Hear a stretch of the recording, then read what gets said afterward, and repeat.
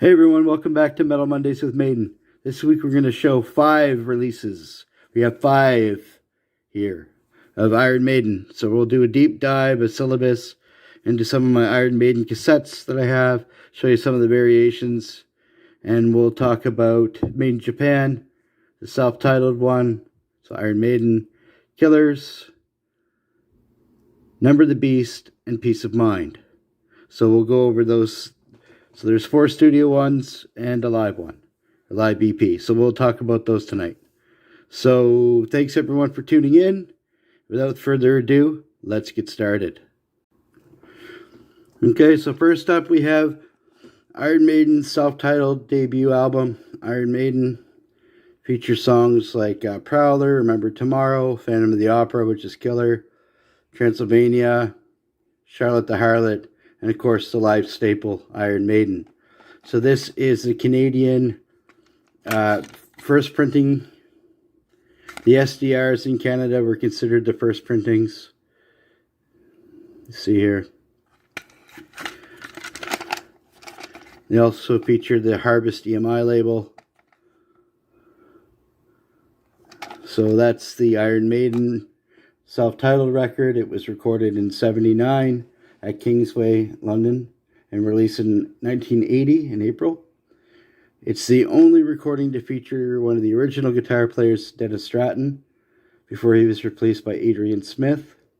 And this is also notable as well because you can see the convergence between punk rock and prog, and where it sort of morphed into the new wave of British heavy metal.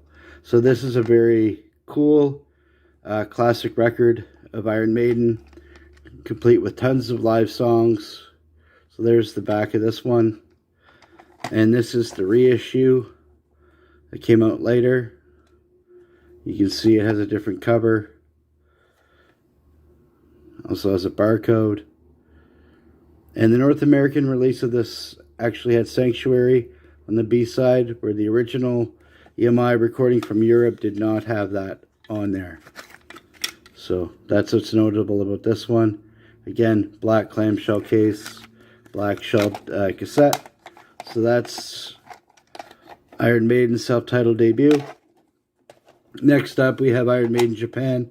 We've talked about this in a previous episode of Metal Mondays, so I won't get into this too much. This was recorded live in Nagoya, Japan, and released in September of 1981. It was one of the last recordings to feature Paul Di'Anno on vocal. They still had Clive Burr on drums, the original drummer for Iron Maiden.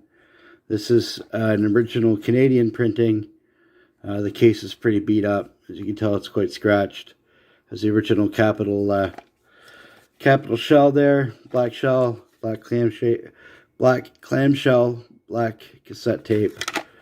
So that's Made in Japan. You've seen that one before. I didn't show you this one.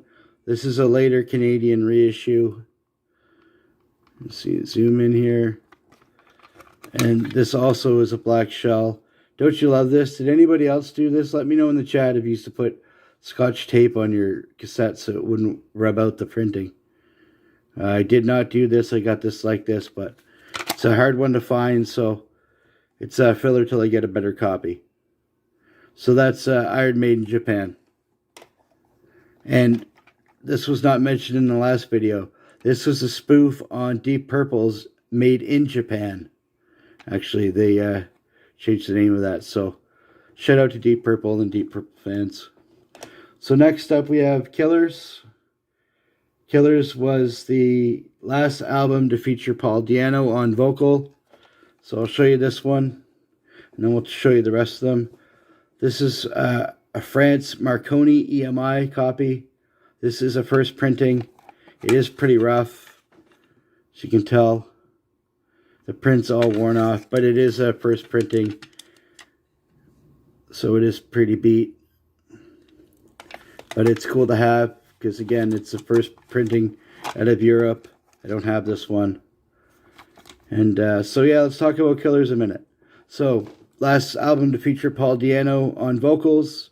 The first album to feature Adrian Smith on guitar. And I had some really cool songs on this one as well. So let's go in here. I'll show you this one. You can probably see the title better. So Ides of March, of course, there's some controversy of that because that's they ripped that off from Samson. That's a story for another day. Rothschild, Murders in the Rue Morgue, which is based on Edgar Allan Poe. Genghis Khan, which is a great song. Innocent Exile, Killers, Twilight Zone, Prodigal Son, Purgatory, and Drifter. Okay, so this is an American copy, the barcode. It's a later reissue, so this would be late 80s. Has the clear shell. You see here, it's got a clear shell. It's also been beat up pretty bad. It's cracked. It still plays. But again, it's a filler. I don't have the clear shell one like this, so there's that one. I believe this is the original with the white shell and the black printing. Let's see. So this is a cool one. And I don't know if this is a... No, it's not. I thought this may be the Columbia House, but it's not. So there you go. So that's the first printing of that one. This is a reissue of this one. And I believe this is another reissue, yeah. So this was my replacement of the first one I showed you. So that's the American ones, the American version. Here's a Canadian version. The black capital cassette on the back. Sorry for the glare. So we got same track listing again. Same owner had the tape on the title there, but it's the Canadian. It's the black shell. So that's also a good one. All right, let's go ahead. I think this is another one. See, there's another variation of this printing. A little bit of dust there. Show you the second side. It looks a bit better. These are all playable. I've all played them, tested them. Again, with Killers. Killers is one of my favorite Iron Maiden releases, so that's why I have as many as I have. I've been trying to get all the variations. So this is the first Canadian printing. So you can see it's got a much nicer shell than the American. The Americans get like an opaque green. This has a bright white shell. It's a beautiful, beautiful copy. Of course, the cover is pretty beat, and the case has a crack in it. But again, I can replace the crack. It does have the beige cassette shell on it. And here's the other version with the black shell. So, yeah. So both the Super Dynamic ranges. You see, so there's two variations there.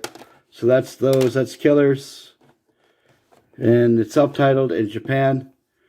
Now we can talk about these guys. So we have Peace of Mind is After Beast. So let's talk about number.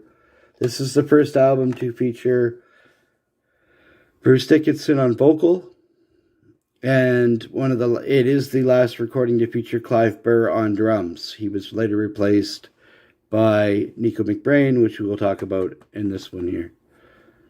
So Number the Beast, what can we talk about with this record? Well, Number was the first album to feature Bruce Dickinson, and the last to feature Clive Burr, so that's notable. The cover art here was done by Derek Riggs, who did all of the artwork for Iron Maiden for years. The cover was inspired by a Doctor Strange comic, where this would be Doctor Strange pulling the strings of whomever was in his tentacles at that point. It was released in 1982. It was recorded in February of 82 at Battery Studios in London. And again, with Killers, with Number, and with Peace of Mind, it was produced by the legendary producer Martin Birch. So this is the Super Dynamic range. This is the black shell, the Canadian printing. So you can see it's a nice copy here. So that's the black shell Super Dynamic range version. we have the later Capitol reissue of this album. It's the same one. It's got a black shell as well.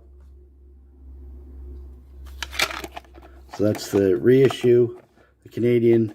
So these are both Canadian printings. This is early printing. This is a reissue.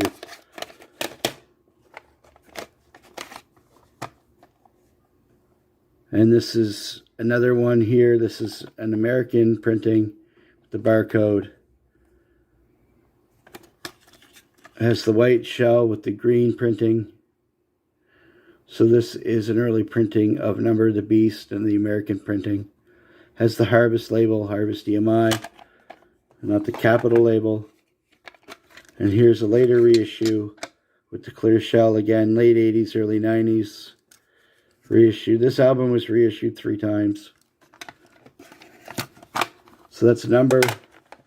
So these are both copies of Number of the Beast.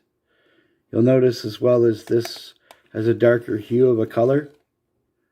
That was the mistake in the printer. This was supposed to be the proper color. You can see the difference on the top.